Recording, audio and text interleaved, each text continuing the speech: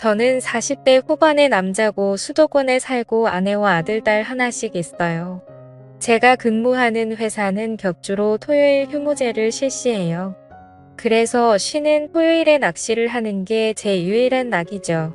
금요일 출근할 때는 차 안에 낚시에 필요한 옷과 장비를 준비하여 출근을 하고는 밤새워 바다로 갑니다.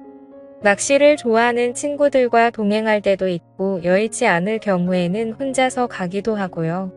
처음에 몇 번은 아내도 따라갔지만 벌레 공격을 받더니 혼자 다니라고 하더라고요. 아내는 제가 낚시를 가는 것을 싫어하지 않아요.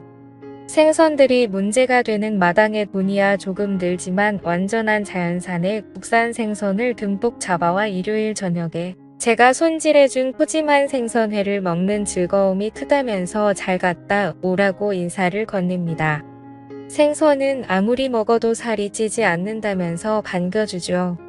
더구나 우리는 사귈 때부터 생선회라면 어디라도 따라다니던 아내이기에 제가 낚시를 간다고 하면 얼음을 준비해서 냉동실에 넣어두는 생선 매니아입니다.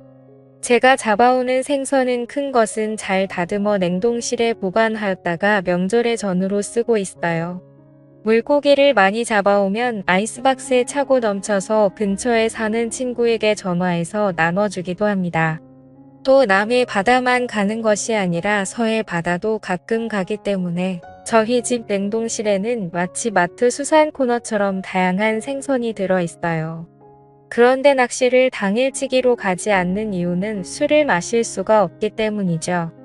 작년 여름에 낚시를 가려고 계획을 했는데 태풍 예보가 있어서 무인도 말고 유인도로 가라 하여 하는 수가 없이 낚시 가게 사장의 말대로 유인도에 들어가게 되었어요.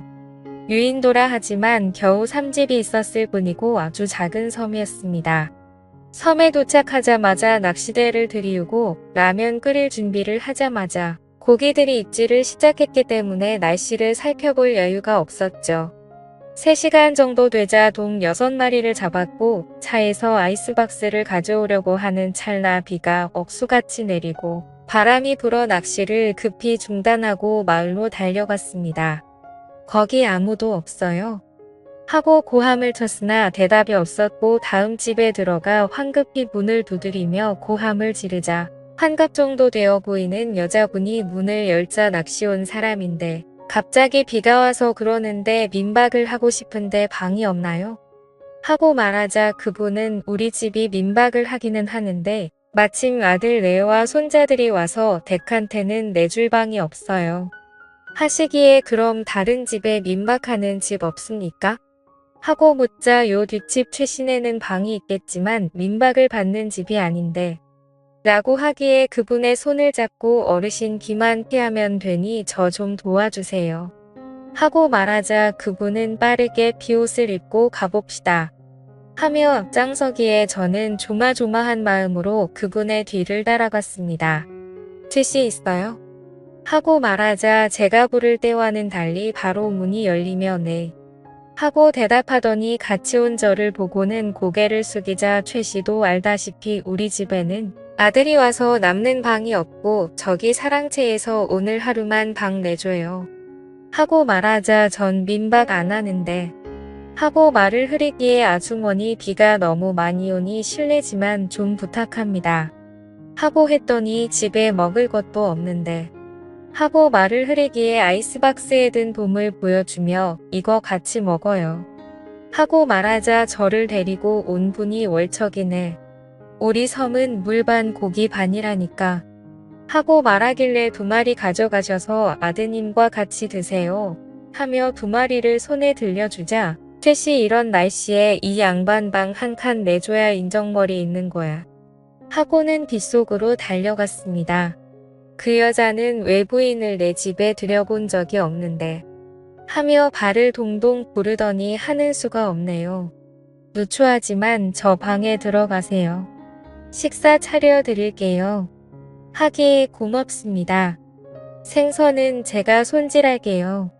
하고는 가방과 장비를 그녀가 말하는 방 앞에 내려놓고 아이스박스에서 돔 1마리를 꺼내어 들고는 도마와 칼 좀 주세요. 하고 말하자 그녀가 부엌으로 가더니 가져와 주기에 다듬어 포를 뜨고 뼈와 머리를 손질해서 이것으로 매운탕 끓여주세요. 하고 말하자 수줍은 듯이 받아들고 생선을 깔끔하게도 잘 다듬으시네요. 하고는 부엌으로 들어가더군요. 생선을 다 다듬고 비누로 비린내를 제거하고 세수를 하고 방에 들어가 담배를 한 갭이 입에 물고 잠깐 쉬고 있는데 집주인 여자가 정갈스럽게 차려진 밥상을 들고 와서 같이 드시죠. 하자 그녀는 얼굴을 붉히며 전 제 방에서 먹을게요. 하기에 웃으며 밥 한 공기 떠서 수저 가지고 오면 되는데 뭐 하려고 번거롭게 상을 따로 차리려고 해요. 하자 자꾸 사양을 해서 그러지 말고 들어오세요. 하고는 그녀의 손을 잡아당기고는 제가 부엌에 가서 밥과 수저랑 술잔 가져올게요. 하고 말하자 그녀는 제 손을 뿌리치고는 그럼 제가 가져올게요. 같이 먹어요. 하고는 부엌으로 가더니 쟁반에 밥과 수저, 술잔 하나를 가지고 왔습니다. 우리 둘은 아무 말도 없이 회를 먼저 먹고 밥과 매운탕을 먹었습니다. 어색한 분위기가 지속되자 내 가방에서 술을 꺼내 그녀에게 따라주며 한 잔 받으세요. 하고 말하자 화들짝 놀라며 조금만 주세요. 하였으나 잔을 가득 채워주자 저에게도 그녀가 빈잔을 채워주었습니다. 전 단숨에 잔을 비우고 다시 잔을 채우자 그녀는 조금씩 마시며 써서 못 먹겠다는 표정을 지었습니다. 처음 와보는 낯선 섬에서 낯선 안악과 같이 마주 앉아 폭우가 쏟아지는 밖을 보며 술을 마시니 색다른 분위기에 술이 술술 잘 넘어가더군요. 그녀도 처음에는 홀짝홀짝 마시더니 잔이 거듭되자 제법 잘 받아 마셨습니다. 밤 9시까지 돌린다는 발전기의 희미한 불빛 속으로 그녀의 얼굴을 바라보는데 땀이 붓게 물든 그녀의 모습이 무척 예쁘게 보였어요. 그녀와 저는 술이 점점 취해갔고 누가 먼저라고 할 것도 없이 사고를 치고야 말았습니다. 그리고 나서 한참 후 그녀와 대화 중에 알게 되었던 사실이 있었죠. 팔베개를 해줬더니 제 품에 안기며 자신의 이야기를 하기 시작했습니다. 22년 전에 결혼을 해서 아이 하나 낳고 잘 살았는데 작년에 남편이 혼자 배를 타고 나갔다가 안 돌아와 해병에 신고를 했고 수색을 한 결과 남편이 탄 배는 뒤집혀 있고 시신은 결국 못 찾았다고 하더군요. 그녀는 갯벌에 나가 조개나 낙지를 잡아서 판 돈으로 육지에 유학을 간 아들의 대학 등록금을 보내주고 있다고 하였습니다. 그녀의 사정이 너무 안 됐기에 비상금으로 가지고 간 돈을 전부 털어 그녀의 손에 쥐어줬고 그녀는 이러지 않아도 된다라고 말하면서 한사코 거절하였지만 억지로 주었습니다. 그리고 다음 날 그녀는 저를 위해 진수성찬을 차려주었습니다. 정말 지금 다시 생각해도 침이 넘어갈 만큼 손맛이 좋더군요. 저희는 그렇게 처음 만났지만 오래 알던 사이처럼 연인처럼 하루 종일 함께 시간을 보냈고 낚시 가게에서 저를 태우러 올 때까지 많은 대화를 나누었습니다. 이후 제가 섬을 떠나는 배를 타자 그녀에게 인사를 하는데 매우 아쉬운 표정으로 눈물이 글썽거리며 나를 바라보고 있더군요.